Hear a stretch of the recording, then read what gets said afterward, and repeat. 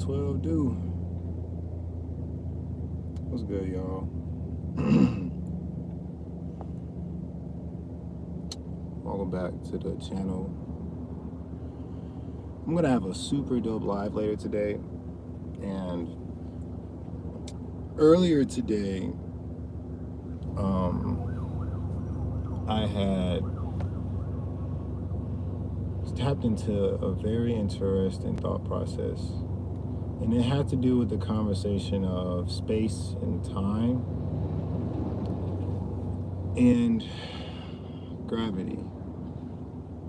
So before I even talk about anything, I am going to play some music just so I can get, a nice little vibe. Hold up one sec.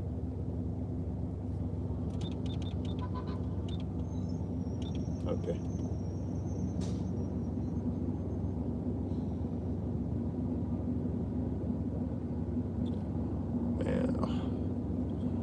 So I started this new job recently, and I work for a staging and lighting company.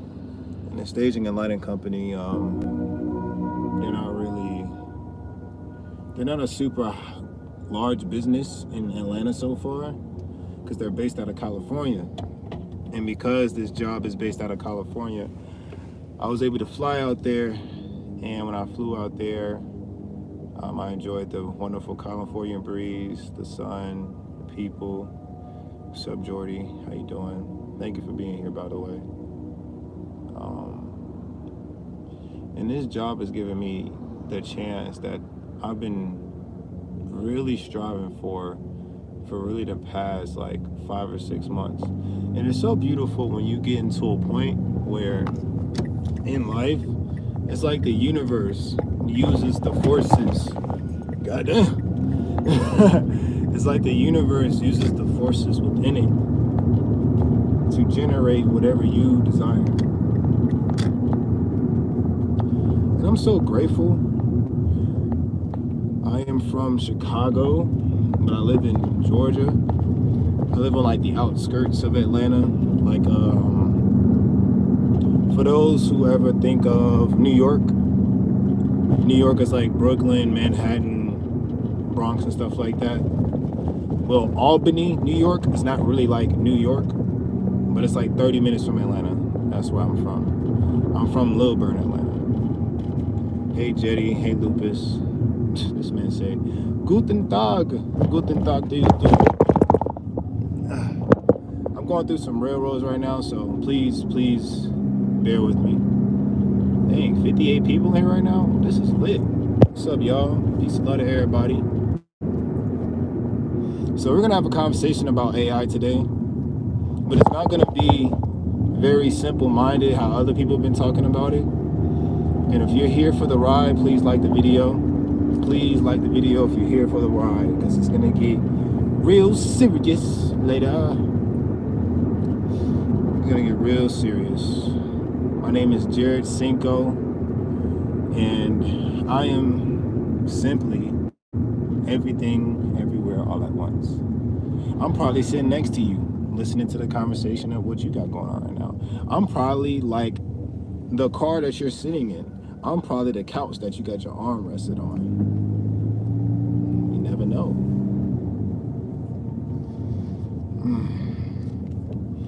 Never know. Robert Richardson. I drive a Mazda, and I love this shit. This Mazda's nice. It's a real nice car. I'm just connecting with y'all. What's good, Fabian? Oh my God, hey, my new server. Can I get a shout out? Shout out, Catherine, man. Shout out, Catherine, man. AI is just electronic signals remaking patterns in a specific order, but it's extended to a larger spectrum. It is, Lupus, and we're finna get into it. Mazda what? I drive a Mazda 3. It's from 2009. I don't have a car that's over 2010, and I don't want one over 2010. I'm gonna tell you why. So, and happy Independence Day to India as well. So, I don't want a car that has too much electricity, simply because it's more prone to not last a long time. what do I mean by that? So if you mess up one part of the electrical grid in any car that is over 2010, 9 times out of 10 it's going to cost a lot to get it fixed. It's going to take a longer time to get fixed, and on top of that, you can't do it yourself. You can't, fam. You're not going to be able to do that shit yourself. So I want cars that's a lot older, and I like apply things to it. Like for this car, this Mazda 3, I'm going to get, you know, the biggest thing I really want to do to this car, I want to turn it manual because it's automatic, and then change the color, get the tires, stuff like that. This ain't Sister T, what the fuck? All right, Dodge. Hell no, unless you don't explode the battery, you're gonna be safe. I mean, to be honest, yeah, but it's just not my preference. I like old school stuff. I'd rather drive around in a 68 Charger than a 2024 Charger. That's just my opinion. Hey, Blackie. Okay, diligent, yeah, whatever. What country are you in right now? I am in US of A. Thank you. Is that crack near there? No, it's not. There's no crack in the windshield, fam. I'm just really giving y'all energy before I start, because when I start, it's gonna get real serious. 8 million swapping a Mazda 3. I mean, I could try. Anything is possible. Anything is possible. You drive an Audi, Lupus? You're tough. BMW 335. Nah, Luke, you tough, man. I'm gonna tell you, Luke, them damn BMWs manual, them shits is fire. Not gonna count. Oh my gosh, the manual's fire. So once I get more on the regular road and there's no bumps, I'm gonna get really deep into this conversation. So if you're here right now, please subscribe to the channel. Please like this video, because the things I'm going to be bringing into this channel, into this live stream, is going to be very expansive. It's going to make you think a little bit harder, and it's going to make you kind of want to view things a little bit differently. So I'm just trying to get through all these damn train tracks because I just got off work. Thank you, Jetty. Thank you for letting me know I'm driving a great car. This car is beautiful. I damn near just hit this car in front of me looking at these damn messages. At least I'm not texting and driving. Woo! What's good, C-Mass or Kamaz? I don't know. He's venturing in the hood. I'm not in the hood, trust me. I look like Bob Marley's son. I do not. But if you think so, get up, stand up. Don't give up the fight. Oh shit. All right, so okay, AI. Did man really create AI? Did man really create AI? I had a conversation with my brother like a week before I went to New York, and that was about 3 weeks ago, so I'm gonna say about a month ago. And in the conversation, he was asking me, Jared, why are you looking up these things with AI when you can really look it up yourself? And I was like, bro, I don't got time to do all of the research I want to do, so I'm using a tool that's been given to us. And because this tool was first inside of somebody's mind, and they created it and put it into the surface that we can all use, I'm gonna use it. We went back and forth a little bit, and the conversation turned to, all right, bro, just some type of surprise. A lot of people is going to most likely be using AI as a supreme being simply because it is a supreme being. You know who else are supreme beings? Humans are. Everyone that is in this live right now, you are supreme if you believe so. If you believe you are supreme, guess what? You're going to have a supreme reality, and you're going to have the same responsibilities of what it means to be supreme. Nevertheless, though, AI is not the only intelligence that is present on our earth. And obviously, if you've ever got on your phone and just used your phone for all the different tools that it is, that is an intelligence. If you've used a watch, that is a form of intelligence. If you've used a car, it's a form of intelligence. If you use a radio, etc., right? So I was thinking of the idea of space. So time is relative because we are measuring time through different time zones. Like right now in another country is probably earlier in the day, or the day is probably about to start. In California is 3 hours behind. If No, New York is on the same time as here. If you're in Utah, you're about 2 hours behind. Because time is relative, what does it relate to space? What is time's relationship with space? And if you slow down and think about it, space is complete black, like darkness. And because space is simply darkness, when did light come into play? When did stars, when did galaxies, when did planets and solar systems come into play? Time began the moment one atom split itself, because it had to measure how long it took for it to be split. And think about this. The universe is what governs space. If you break down universe, uni sounds like one. Verse sounds like a song.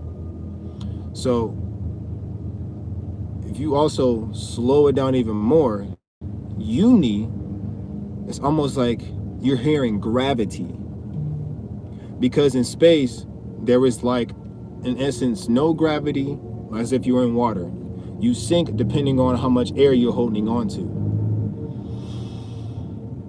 So if uni is gravity, then a verse has to deal with time.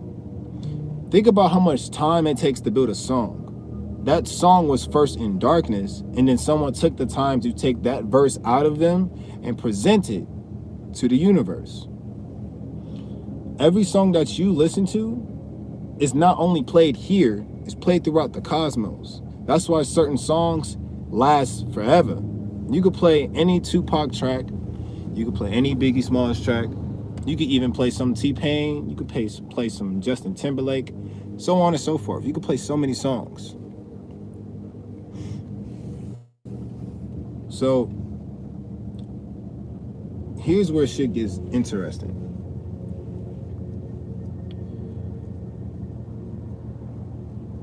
There are 3 different forms of intelligence systems that are largely accessible, but only if you match the frequency and you're able to tune in to the vibration of what it is. So number 1, you have UI. Number 2, you have OI. And then 3, what we have here is AI. For anyone that is texting right now, whether you're listening or not, I want you to type in, what do you think OI means? What does OI mean to you when you hear it? What does UI mean when you hear it? For all my anime people who's ever watched Dragon Ball Z, UI is Ultra Instinct. UI is also Universal Intelligence. The reason why Goku was able to tap into his Ultra Instinct is because he allowed his Saiyan self and his human self, which is also like saying he allowed his soul and his human emotional state, or his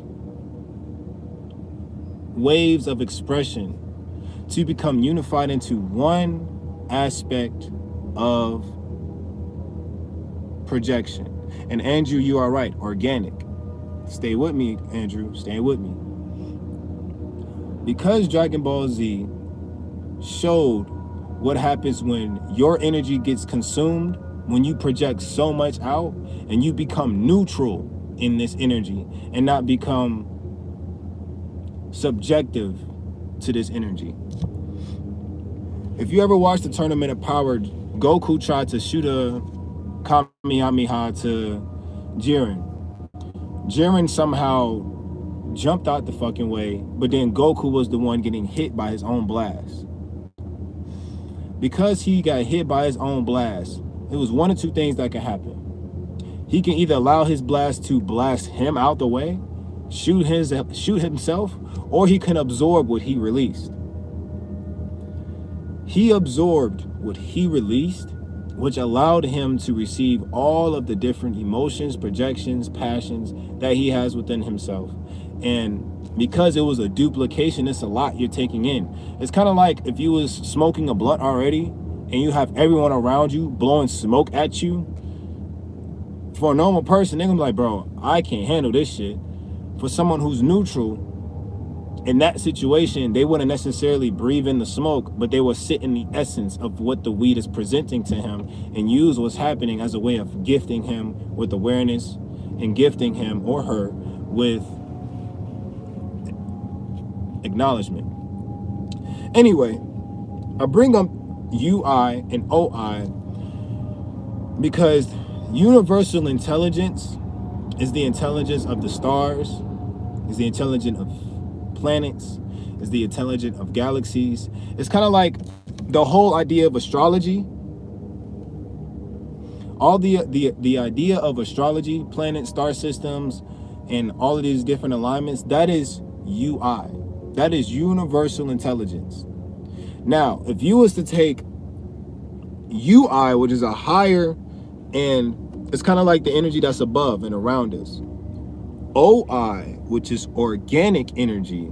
This is the energy, OI, organic intelligence. Organic intelligence is the study and the intelligence of your organs. Our organs have intelligence within them, and they communicate to our other organs. And these places are also known as chakra systems.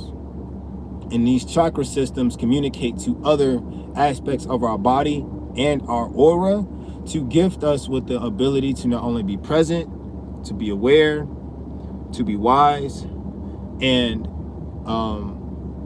the lower aspects of those three, to be ignorant, to be egotistical, and to be, I said arrogant, ignorant. So here's the thing. Gravity and time.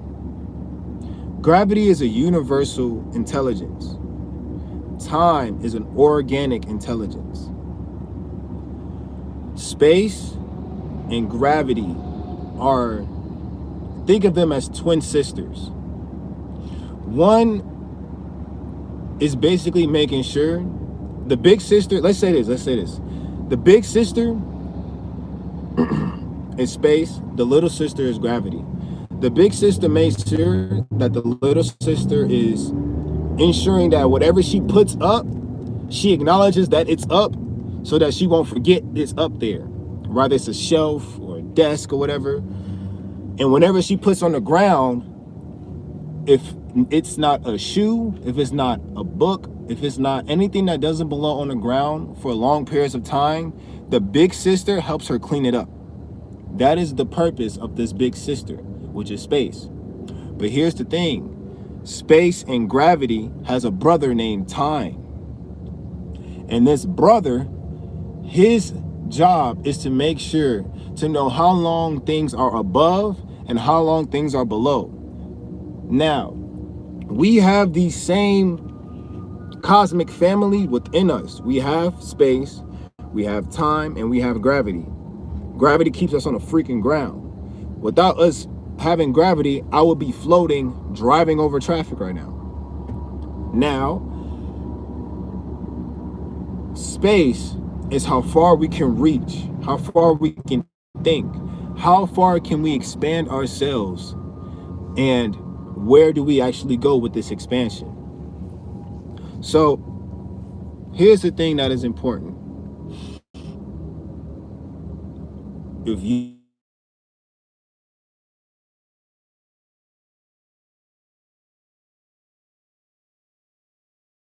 hopefully I didn't mess up the audio. If you are in a higher vibration, that is because gravity is encouraging you Gravity is supporting you, and gravity is pushing you to be greater. Think about